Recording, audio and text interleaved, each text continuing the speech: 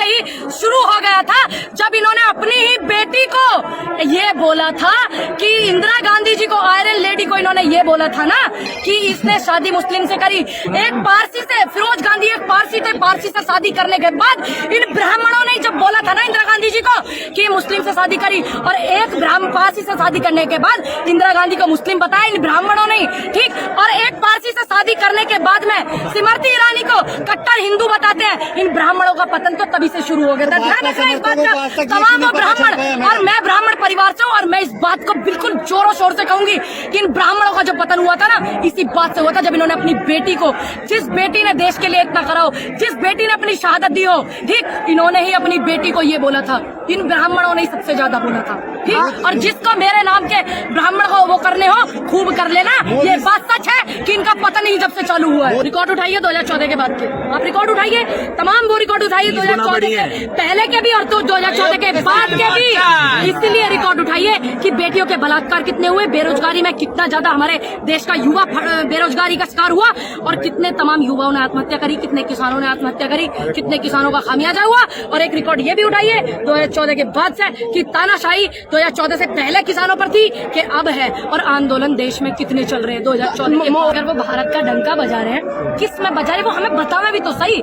जो PM care fund होता है, पहले नियम ऐसा था कि पीएम केयर फंड में पूरी जनता दुनिया चेक कर लेती थी कितना फंड आया और कितना जनता के लिए इसमें लगा और कितने देश की सेवा में लगा, कितना पैसा बचा, उसको बंद करना, उस पैसे को संस्था में लेना, ठीक, और जनता को कुछ न बताना, एक भी प्रेस कॉन्फ्रेंस न करना, किसानों के लिए इनके प्रवक्ताओं द्वारा आतंकवादी बताना, ठीक, किसानों के लिए अभद्र भाषा में बात करना, और देश में किसान दिल्ली आ रहा है उसको रोकना, उसको प्रताड़ित करना। इनका जो डर है वो बताता है कि ये झुके हुए डरे हुए लोग हैं। जब जब जनता आवाज उठाती है, जब जब सरकार डरती है, पुलिस को आगे करती है, तो क्या इस माहौल से डर जाएंगे ये लोग?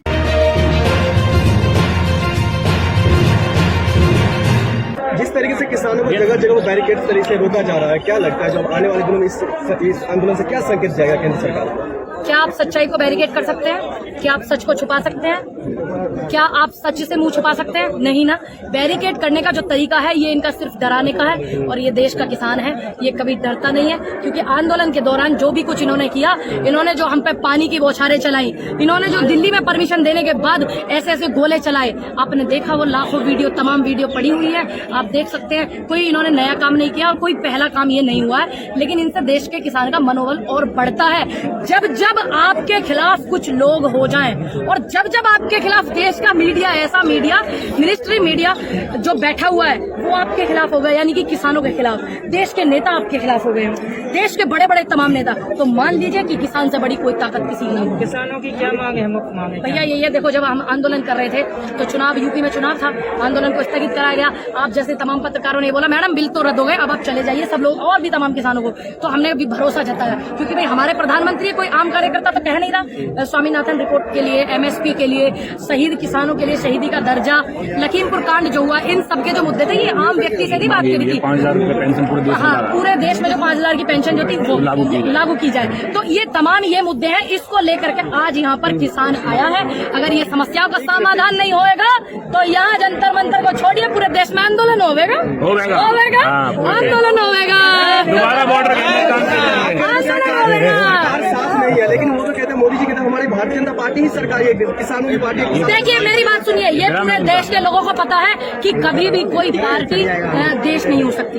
देखिए आज आजाद भारत में है, आप इस बात को समझिए कि आप कैसे कह सकते हैं कि भारत देश भारतीय जनता पार्टी नहीं। भारतीय जनता पार्टी भारत नहीं है, भारत एक भारत है, हमारा देश है, और ये तमाम जो जनता है वो भारत है। ये भारतीय जनता पार्टी भारत नहीं है, पूर्ण रूप से विरोध करते हैं हम इस बात का। आप लोग करते हो कि नहीं? जनता भारत है, जनता कान खोल करके सुन ले, जनता भारत है। मोदी जी मतलब किसान के साथ नहीं है। साथ अगर वो होते तो जो शहीद किसान हुए हैं वो ये नहीं कहते कि किसान कोई शहीद नहीं हुआ, किसान नहीं हुआ शहीद, हमारे पास रिकॉर्ड नहीं है, ये नहीं कहती सरकार।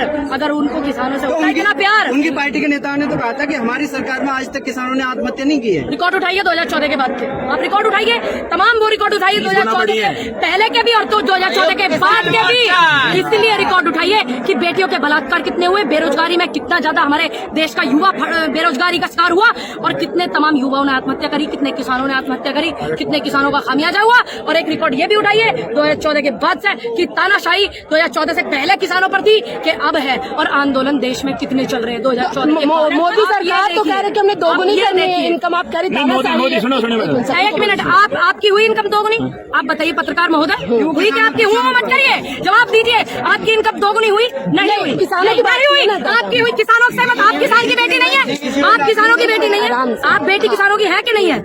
है कि नहीं है बेटी? नहीं आप किसानों की बेटी, तो इसलिए आपको किसानों का दर्द और तकलीफ नहीं पता है। आपकी आय दोगुनी हुई? नहीं, आपको नहीं पता इसलिए दर्द। जी, प्रधानमंत्री जो है सब देश को नहीं मिलता जो 18-18 घंटे काम करे, जो अपना पूरा संसार को त्याग करके देश हित में काम करे पूंजीपतियों के लिए। देखिए हमारे देश में ऐसे प्रधानमंत्री हुए हैं, आप मत भूलिए, जिन्होंने देश के लिए शहादतें दी, जिनके चिथड़े उड़ गए और जिनकी पहचान सिर्फ जूते से हुई थी कि ये उन प्रधानमंत्री का जूता है। तो आप ये मत बताइए कि 18 घंटे, मैंने वो भी वीडियो देखी है, मैंने वो फोटो भी देखी है कि देश के हमारे प्रधानमंत्री कितनी बार कपड़े बदलते हैं, कितनी बार ड्रेस बदलते हैं, मैंने वो भी देखा। और कितनी बार वो विदेश जाते हैं और कितनी बार जो है वो वीडियो कैमरे में नमस्कार ऐसे कैसे, ऐसे वीडियो आनी चाहिए, वैसे आनी चाहिए, वो मैंने ना तमाम देखी है। तो आप मत बताइए। और कितनी बार वो गृह ग्रह में, जब किसी मंदिर में, हमारे सनातन धर्म के मंदिर में जाते हैं, तो वो फोटो कैमरा, बिल्कुल भगवान जी भी नहीं दिखे, लेकिन देश के प्रधानमंत्री, हमारे प्रधानमंत्री दिखे नहीं। सुनिए, इस तरीके का आलम पहले कभी नहीं हुआ, आप झूठ मत बोलिए, नहीं हुआ। सुनिए, कैसे कहते हो आप, कैमरा नहीं था पहले? कैसी बातें कर रहे हैं, कैमरा नहीं चाहिए था पहले? सोशल मीडिया ऐसी बातें कर रहे हैं आप, हैं? कैमरा ही नहीं था क्या पहले? ऐसी बातें करते हो आप? राजीव गांधी के टाइम में इतना कैमरा नहीं था, राजीव गांधी की फोटो कैसे दुनिया को पता कि राजीव गांधी जी है? कैसे पता है? कैसे पता है?